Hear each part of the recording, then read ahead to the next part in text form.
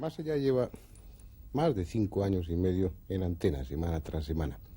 Es mucho tiempo, un tiempo suficiente como para que parte de nuestros seguidores se hayan incorporado después y también para que muchos de los temas tratados en los programas del principio estén prácticamente olvidados.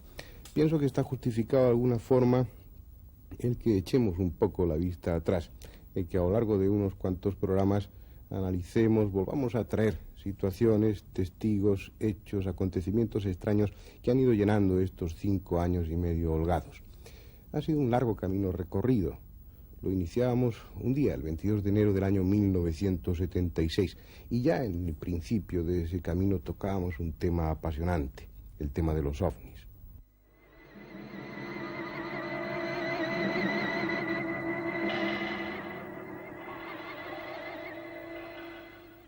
Buenas noches.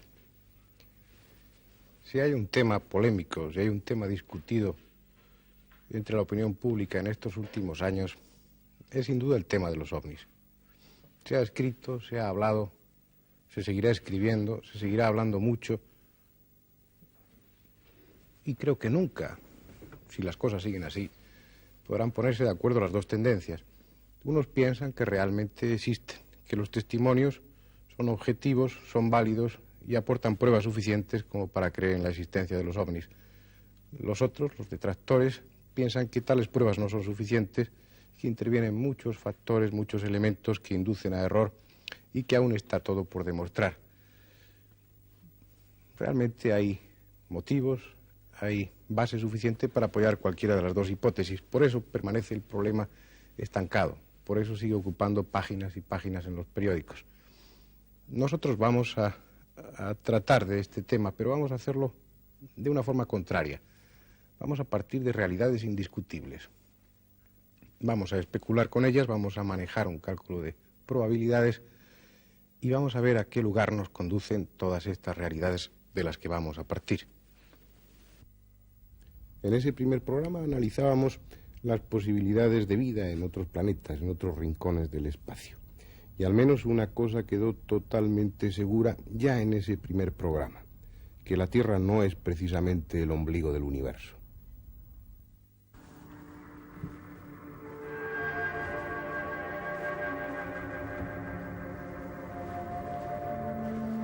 Pero ¿qué quedará de nuestro orgullo si tenemos en cuenta que la galaxia, nuestra galaxia, es una más y no muy importante de los cientos de miles de millones de galaxias existentes?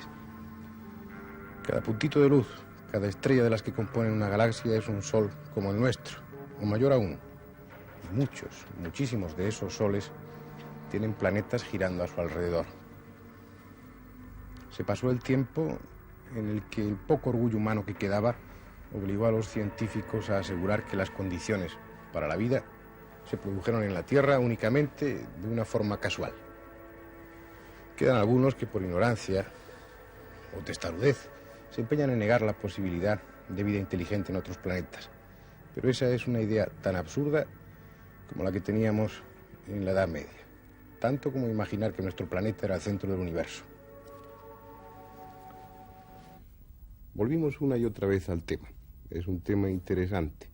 Yo diría que apasionante, lo es para muchos de ustedes y también lo es para los que hacemos el programa Más Allá. Vinieron testigos, estudiamos casos, hasta que un día decidimos emprender algo que no había hecho hasta ese momento ningún otro programa de televisión. El coger nuestras cámaras, nuestros magnetofones y lanzarnos a la búsqueda de los testigos y de los hechos allí donde habían sucedido. Con Juan José Benítez hicimos un recorrido por media España. Durante varias semanas y a lo largo de muchos miles de kilómetros estuvimos entrevistando a los testigos en el lugar de los hechos. Y algo sucedió.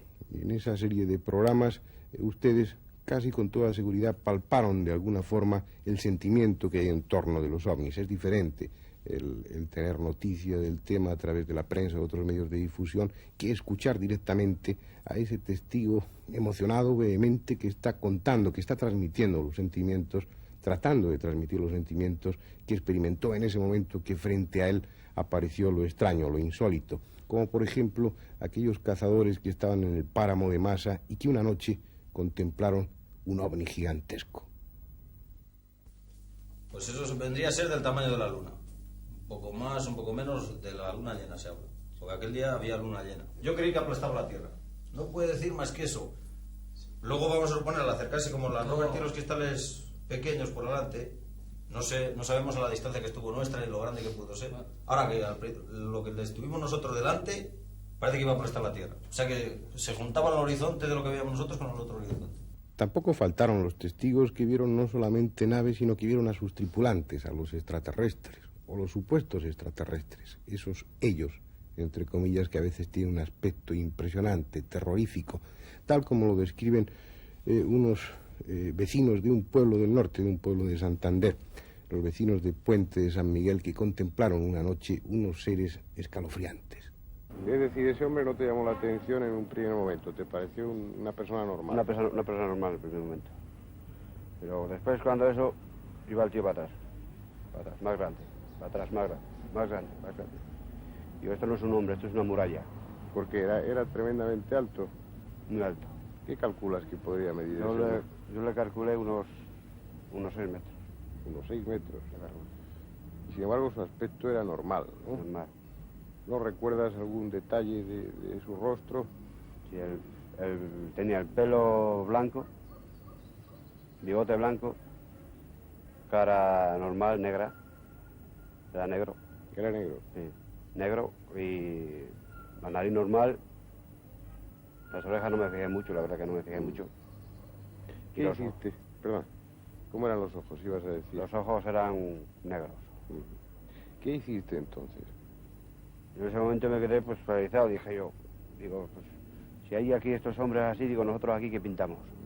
Pero para ti en aquel momento era totalmente seguro de que ese ser, ese hombre no era normal, que aquello que estaba pasando era algo totalmente fuera de lo normal.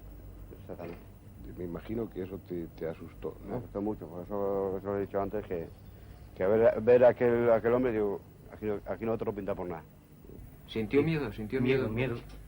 Y me que me tranca los nervios y me quedé ahí en la puerta aquí agarrado, pues como estaría suspendido, sin poder moverme. A lo largo de aquellas entrevistas realizadas en el propio campo, en el propio lugar de los hechos, quedaron algunos aspectos de los ovnis bastante claros. Uno de ellos, el de que los extraterrestres no son, o al menos no parecen ser siempre esos salvadores que muchos pretenden. Da la impresión que en ocasiones esas naves y sus tripulantes tienen un comportamiento un tanto cruel, cuando menos se muestran despectivos o ajenos a la presencia de los terrestres, ignorándola, y a veces, como en este caso concreto de San Román de la Hornija, parecen divertirse agrediendo a un labrador que se encuentran con su tractor en el campo y lanzándole una especie de disparo. Un disparo con unas características muy peculiares que atraviesa el cristal del parabrisas. Cuando a mí me disparó la primera vez, se encendieron como si fueran luces en el cincho ese.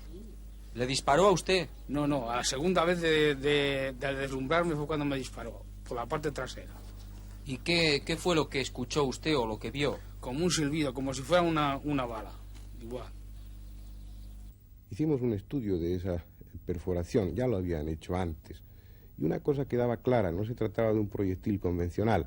La velocidad tremenda a la que se produjo ese impacto tuvo como consecuencia que la línea de fractura que aparece en torno al orificio fueran muy pequeñas. Daba a entender que no se trataba de un proyectil disparado con un arma convencional, con un arma de las que poseemos. Habría que preguntarles a ellos, a los extraterrestres, qué tipo de arma utilizaron y sobre todo por qué la utilizaron. Pero una cosa es especular y otra cosa enfrentarse con la realidad, y la realidad da a entender de una forma muy clara que ellos no están interesados en el contacto con nosotros, no se dejan ver, y en las pocas ocasiones en las que se ha conseguido algún testimonio gráfico de su presencia, de su apariencia, de su forma física, ha sido un poco a traición, como sucedió con una fotografía que obtuvo Julio Marbizoni y su equipo utilizando un método infrarrojo, sin darse cuenta, sin saber que estaban fotografiando a un supuesto extraterrestre, y obteniendo una placa bastante dudosa, bastante desdibujada y confusa, pero que sin embargo ofrecía detalles suficientes como para que un catedrático de la Facultad de Medicina de Sevilla pudiera sacar algunas conclusiones respecto a las características biológicas de ese extraterrestre. aquella noche, pues, la primera foto que se hace es normal. La segunda foto se la hago a don Manuel Osuna y Heredero Contreras, que se encontraban aquella noche aquí conmigo. Estábamos los tres del equipo. Y también sale normal. La siguiente es a la luna, también una foto normal, siempre hablando normal de lo que posteriormente vemos cuando se revela. Y la siguiente otra vez, apoyado sobre el techo del coche, vuelvo a apuntar a los magnetofones y ya está cuando se revela, es cuando aparece la cara esta fisonomía extraña. Bien, la fotografía en general parece desenfocada, pero en líneas generales se podían sacar algunas conclusiones de ellas, son altamente especulativas. En primer lugar, parece ser que se trata de una cabeza humanoide o homínida, y luego nos hemos fijado en 3 puntos que yo quisiera resaltaros. Este es el esquema de la cabeza, es prácticamente una transposición de la fotografía.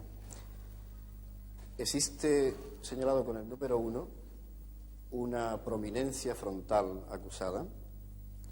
Luego, algo semejante sucede con el número 3 y es prácticamente lo mismo con el número 2. Eminencia frontal, una tuberosidad cigomática acusada y una prominencia nasal asimismo acusada.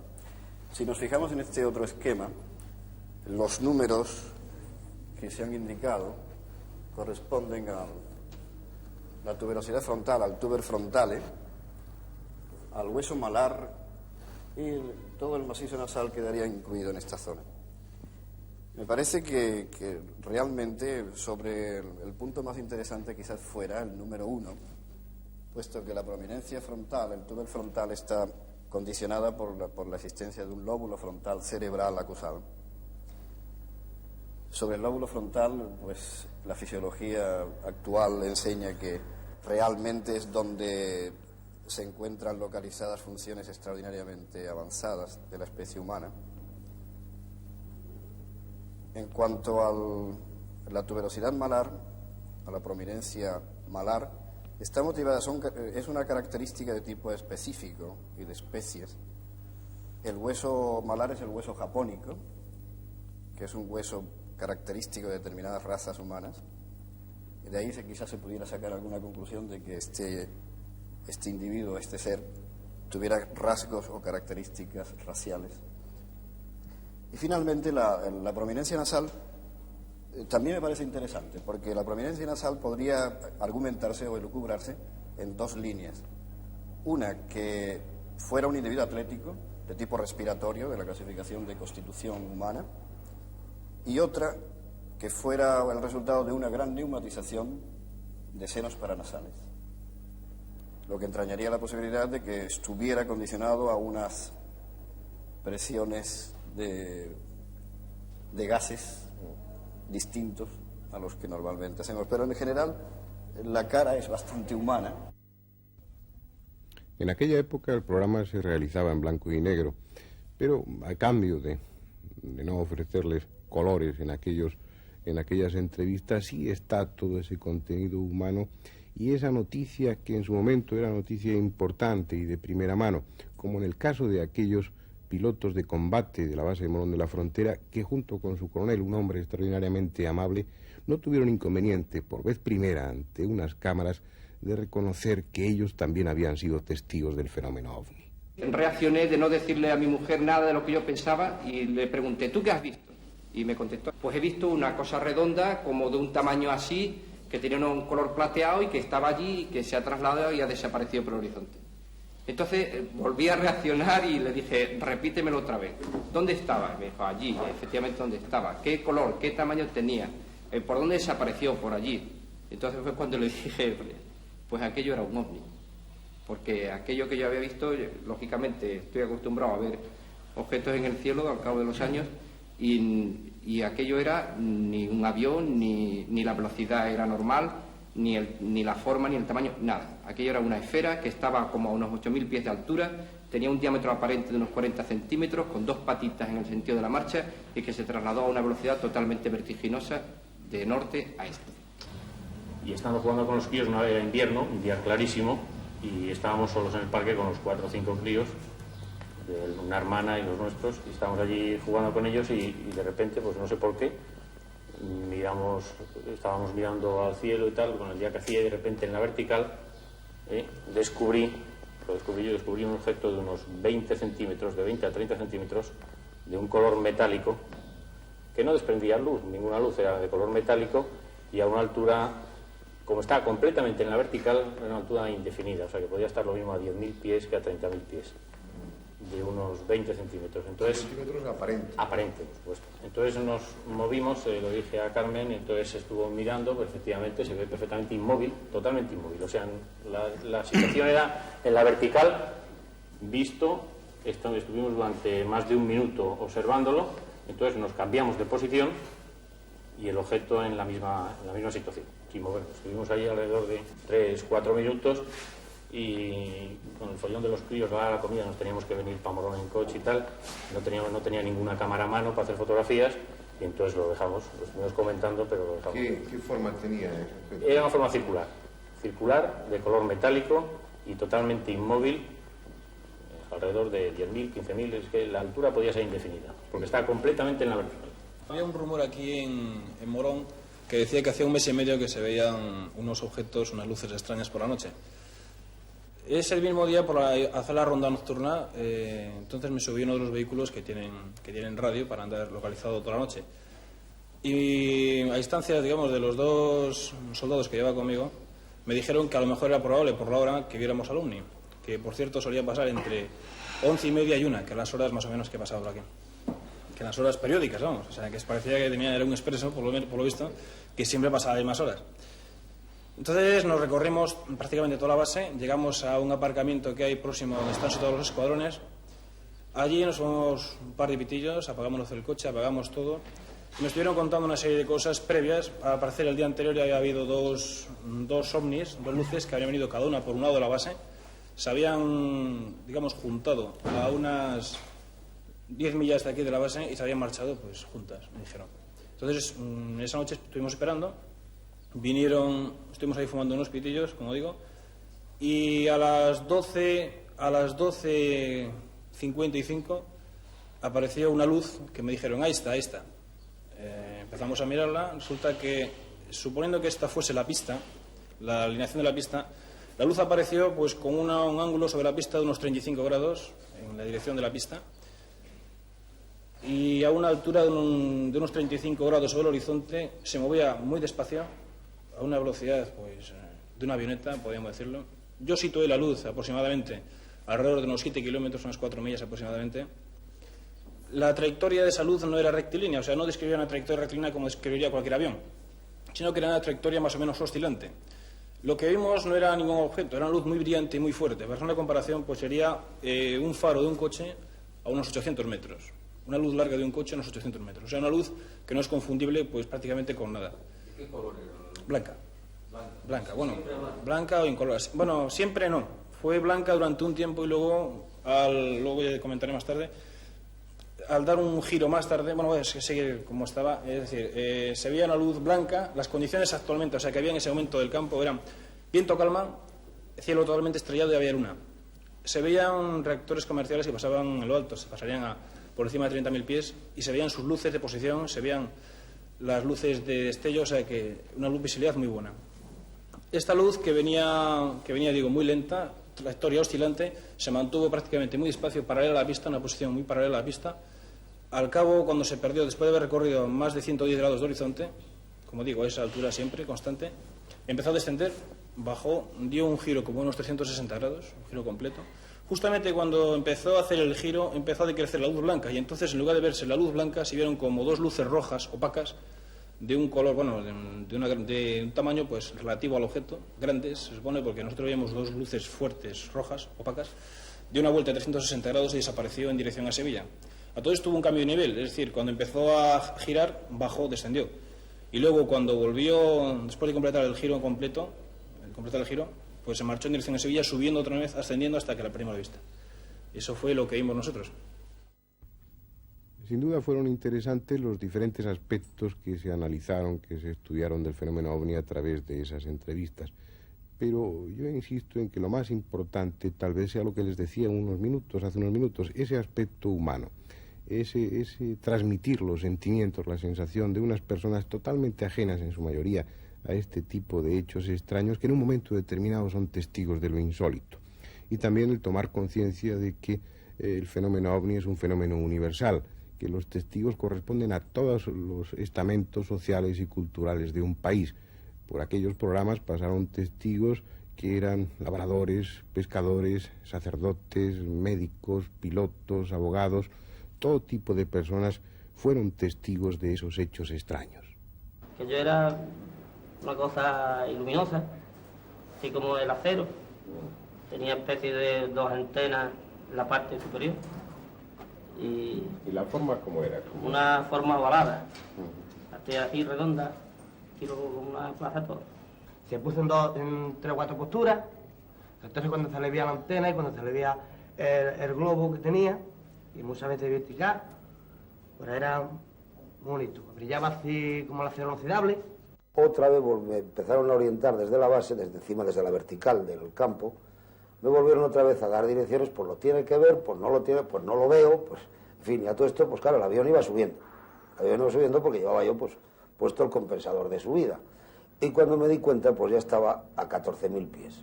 14.000 pies que para un avión que no tiene oxígeno, pues está ya dentro de los límites de tener que bajar. Y entonces en ese momento, la niña esta, Nandita, que venía conmigo, pues dice, mira tío, mira ahí arriba. Y efectivamente, entonces fue cuando le vi perfectísimamente, pero claro, yo dentro del plano que le buscaba no le encontraba, estaba muchísimo más arriba de donde me había dicho la torre, y entonces yo le avisé a la torre que no era redondo, que era, tenía la forma exacta de un triángulo equilátero, pero bien definido, y tenía movimientos que giraba en este sentido, o sea, como si los vértices fueran cambiando en forma, como si estuviera haciendo sobre su eje, girando así, y de vez en cuando tenía movimientos de traslación en este sentido. Yo le era perfectamente identificable porque el avión este lleva partido el parabrisas en 2 y lleva un montante, y entonces le veía aparecer por un lado por el parabrisas izquierdo, podríamos decir, y luego por el derecho, o sea que a la vez que giraba en este sentido tenía desplazamientos así muy rápidos. Yo creo que no era a lo que estamos nosotros acostumbrados a ver volar, no volaba con la técnica que estamos acostumbrados ahora. Entonces, pues yo lo estuve observando durante un rato bastante, pues estaría cerca de 35 o 40 minutos volando, observándole y viéndole. ¿Siempre al mismo nivel de esos 14.000 pies? Sí, no, yo no podía subir más, bajé un poco. Bajé a 12.000 para tener más seguridad, vamos por la cosa del oxígeno, que no llevaba oxígeno, pero se veía igual. ¿Y a qué altura estaría el objeto, más o menos? Pues lo que sí que recuerdo es que en aquel momento pasaba por ahí un avión de línea, iba muchísimo más alto, claro, que estaba yo, y pues no sé, por la dirección, pues muy bien podía ser un avión de Lisboa a París o de Lisboa. Tenemos un BOR en Zamora, que suelen pasar todos los aviones comerciales por allí. Iba, pues normalmente en aquella época me parece que se volaba lo normal, de vuelo eran entre los 25 y los 35.000 pies, que pasaría a la 27 o a 29 o 30.000 pies, que son 9.000 metros, 30.000 pies son 9.000 metros. Y desde luego el objeto este estaba muchísimo más arriba que la distancia que había entre yo y el avión comercial. Es decir, ningún aparato terrestre ningún avión de los conocidos entonces por nosotros podría volar a la altura de este triángulo. Hombre, avión convencional, desde luego, yo creo que no. Un avión convencional, no siendo un cohete o alguna otra cosa, un avión convencional, desde luego, no. Luego vi el chisme ese que me parecía una cosa rara como fuego, parecido a un volcán con unos cuantos colores, pero todos encarnados. ¿Lo vio a mucha distancia? Pues de la distancia que lo vieron ellos a la que estaba yo, hay 4 kilómetros. Sí. ¿Y qué forma tenía? Pues tenía una cosa como fuego, como si estuviera ardiendo una cosa, pero sin echar humo. Salí de Nuez con dirección a San Pedro, y al salir de mi pueblo, pues a 600, 700 metros, pues vi una luz en el ambedero, y dije, bueno, pues será un tractor aquello.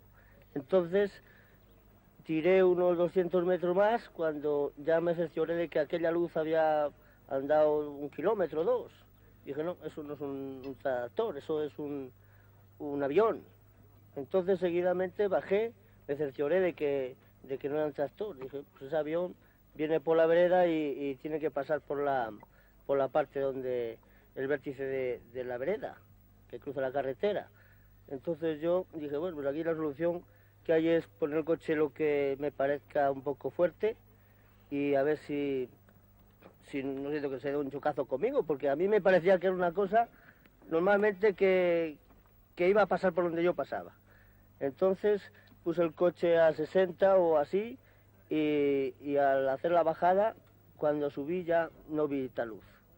Entonces al coger ya el vértice para adelante, ya vi una luz hacia arriba, fuerte. Y dije, no, pues esto es el aparato otra vez, lo que sea. Entonces, seguidamente di el cruce y nada, y venga a dar el cruce. Hasta que llegó un momento que me cortó la luz. Al tirar hacia mí, pues venía fuertemente hacia mí. Al dar el cruce yo, pues parecía que se iba a chocar conmigo, en colisión. Entonces era una fuerte luz, una circunferencia como de 1 metro, como una camilla, así, un color fuerte, tan fuerte que me llegó a cegar los ojos y quedé casi inconsciente unos instantes.